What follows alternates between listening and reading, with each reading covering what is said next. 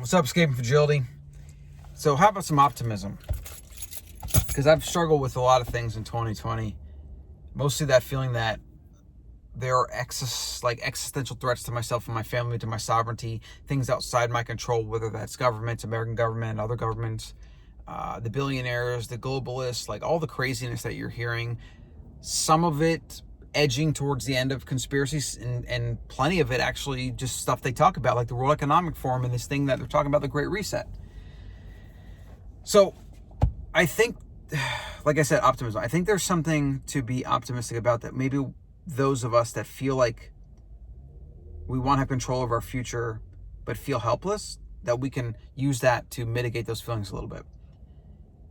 History and the human spirit. What are you doing? Get off my crap. Siri's trying to pop up? What are you doing? So, why have governments throughout history failed? Why is that the standard? Okay, that's the rule. That's not the exception. Why was there the French Revolution? Why did many kings and queens, were they killed and beheaded? Because the people had enough, right? It's because the human animal, right? So we evolved in small, fiercely egalitarian tribes in which nobody told anyone else what to do, and it was very much like group consensus, and you didn't do things to rock the boat. You didn't do things to disturb the status quo, because that could have been a death sentence that put the entire group survival at risk. And so nature basically programmed us to be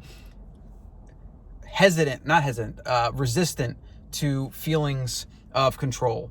And what you have from the consolidation of power and hierarchy is you have other people trying to control other people, okay? So human nature, by default, resists this, right? We don't like being told what to do. For most people, the most important thing in life, for most humans, is autonomy, like the ability to decide what you do with your time, how to think, how to vote, how to express your feelings or whatever. And really, things like freedom of speech and the right to bear arms or whatever are the bedrock of the American experiment, and why America has brought more freedom and prosperity to more people than any country in the history of the world. Whether we hold on to that, or whether we keep eroding rights and keep trampling on the Constitution over the next 10 to 20 years, is anybody's freaking guess. But the case for optimism is understanding human biology. Understanding that when it comes to humans, things that come together that converge on centralization are an antithesis to our biology. And therefore, I believe that they will always crumble. And of course, AI could maybe change this, I don't know. But I believe they will always crumble because they do not match with human nature. So I'm trying to put my optimism in that. If there's going to be a great reset, and these globalist billionaire people and people with power, and the Rothschilds, and now Prince Charles, and all these people that think they're going to save the planet by controlling humans, I think they are deluded by their own nonsense, right? When you grow up in prosperity like that, and wealth and power, and you have these things, like, it does detach you from the reality of the common person and what the common person goes through and what the common person is maybe willing to do. You might think that your money can save you, or you can control everything with your money and your power, but there are limits on that. And there's far more people that are going to oppress tyranny than there are those willing to be tyrants. And I think that's why throughout history, these things crumble. Like, when you have consolidation of power and control, they will eventually crumble. People might put up with it for a while, maybe even a couple generations, but eventually it will crumble. So I'm putting my solace in that. I just watched a Great Reset video from like Sky News Australia or whatever. Pretty disturbing stuff. They talk about this openly on the World Economic Forum. They're talking about how they're meeting in 2021. They're going to propose this like Great Reset, they're calling it, and how they're going to like try to change economies around the world and basically take more control over governments and corporations and whatever, and put a bunch of power into the hands of a few. And I guess apparently their logic is that they're going to use that power to control how people buy things and how things are green or not green, and carbon emissions and all this nonsense, a lot of which is complete nonsense. A lot of the climate change narrative is nonsense. So I think they're in for a rude awakening. I think there are more people that are willing to fight than they realize.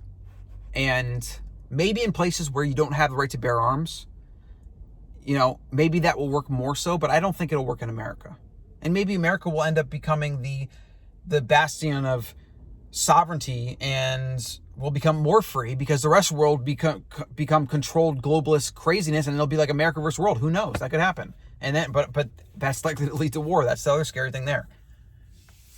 So I don't know. I struggle with this on how to think about it, and how much energy I want to put into it. And I've been ignoring it lately. I got into it a little bit for a while there, and I was talking about it more, and I just realized how futile it really was, and how I can't really change anything, and how it can be a form of almost mental masturbation, fear-mongering, and negativity bias, and I don't want to do that or spend my time that way. So I've taken a step from it. That said, being aware of these things, I need to make plans for my family. And so I've been talking about and researching getting a place in South America somewhere, maybe looking to other places where I can get a second passport and things like that. Like, they're still on my radar, and I honestly should just pursue them, even though it's going to cost time and money, so that I can have kind of a solid backup plan B, if things get crazy. So I don't know, we'll see. But I do think that if we're going to find peace of mind with this type of stuff, I don't think we should just ignore it. I think that brings on certain risks I'm not willing to take on for my family. But